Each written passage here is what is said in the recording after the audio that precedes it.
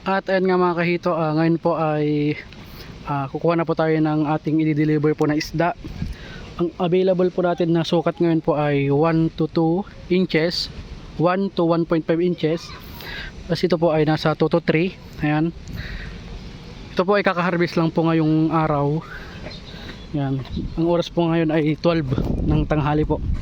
Ayan. Tapos ito po yung kukunin po nating i-deliver po natin.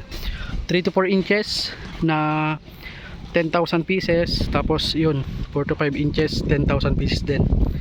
Ang gagawin po natin dito ay i-recover lang po natin yung mga isda bago po tayo magbiyahe sa Pangasinan. Ayan.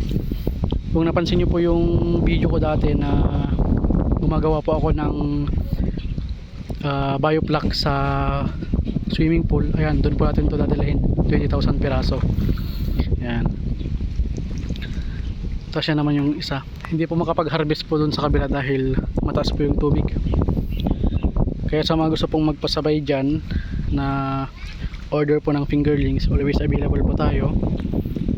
Yan, 3 to 4 at 4 to 5. Ang price po natin ay 1.5 pesos per inch. Yan, kasi deliver pa po yun. Yan. Kaya sa mga gusto pong order, PM lang po sa number ko o sa Facebook ko na ito. Tapos sa mga contact ko pala sa Messenger dati na yung Proy Luna, nahack po yung FB ko, kaya mas okay po dito tayo sa isang account na bago. Ayan. Ilalagay ko na lang po yung link dito or yung profile para sakaling gusto nyo umorder, makikita nyo po. Ayan.